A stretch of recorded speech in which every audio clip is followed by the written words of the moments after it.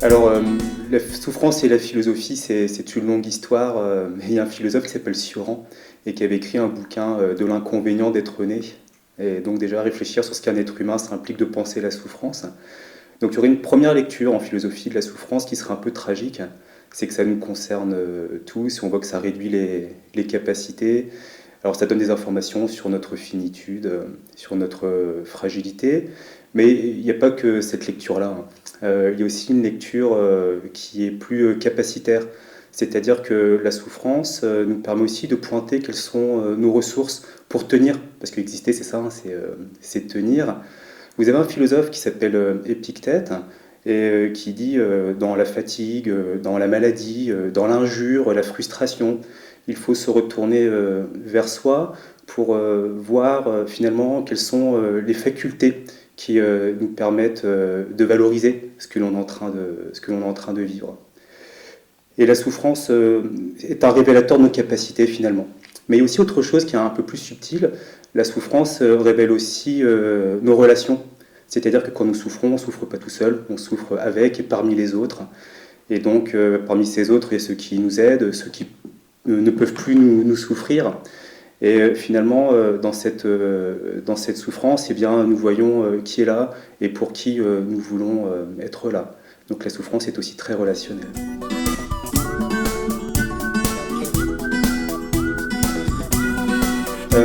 C'est difficile à traiter comme question.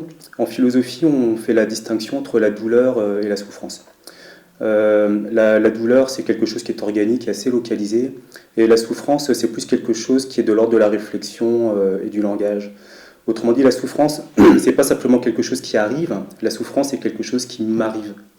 Je me souviens d'une collégienne à qui je posais cette question, quelle est la différence entre la douleur et la souffrance, qui avait répondu la douleur, ça fait mal, la souffrance, ça prend la tête. Donc dans la souffrance, il y a une dimension qui est intime, personnelle et subjective.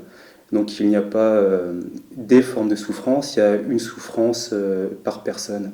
Donc c'est assez dur de catégoriser.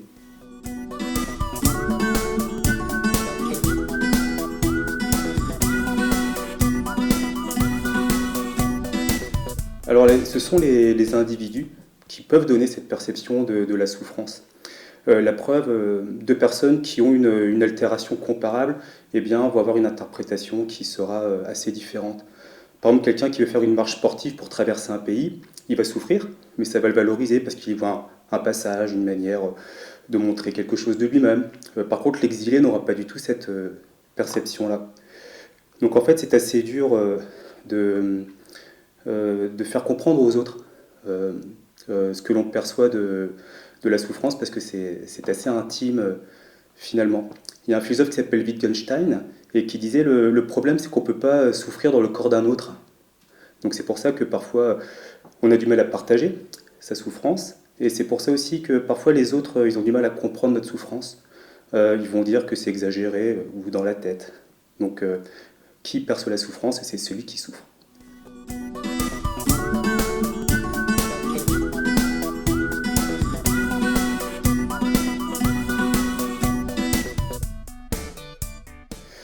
Ouais, le terme de la honte, hein, il est important. La honte, il y a le mot honir dedans, c'est se mettre en retrait, s'effacer. Et pourquoi dans l'expérience de la souffrance, il y a cette tentation de s'effacer ou de se retirer? Peut-être parce que souffrir, c'est montrer que l'on souffre d'une certaine manière, et on sollicite les autres qui veulent vous aider. Et ce dont on se rend compte quand on souffre, c'est que malgré toute la bonne volonté de ces personnes-là, elles ont une certaine impuissance à vous aider totalement. Et ça les fait souffrir. Autrement dit, ma souffrance fait souffrir ceux qui veulent m'aider. Donc on peut se sentir un peu coupable. Ça, c'est la facette un petit peu positive. Parce qu'il y a une autre facette, c'est que cette souffrance des autres qui veulent m'aider génère une forme de fatigue qui peut conduire à ce qu'on appelle une liminalité. C'est-à-dire une tendance qu'ont les groupes sociaux à mettre certaines personnes en périphérie quand cette personne justement en souffrance menace un petit peu vos habitudes, vos attentes, vos sécurités. Donc on met la personne qui souffre souvent dans un espace social indéterminé. Donc ça fait souffrir les autres, et parler de sa souffrance, c'est aussi prendre le risque d'être mis à l'écart.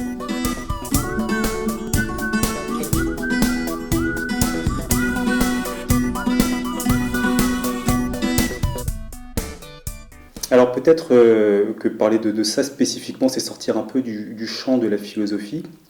Cependant, on voit bien qu'il y a un phénomène dans la souffrance qu'il ne faut pas oublier, dont parle un philosophe qui s'appelle Lévinas. C'est que la souffrance est sans refuge. C'est-à-dire que partout où l'on va, quoi que l'on fasse, elle est là et elle se rappelle à nous. Et on se sent véritablement un petit peu acculé dans cette expérience dans laquelle on est resserré sur soi.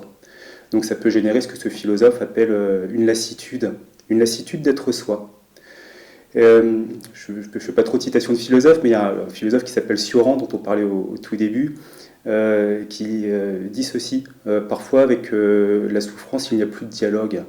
Et c'est probablement lorsqu'on ne peut plus dialoguer avec sa souffrance qu'une fatigue d'être soi devient assez importante. Donc la question qu'il faut vraiment se poser, c'est comment faire en sorte que les personnes qui souffrent soient encore en dialogue avec leur souffrance.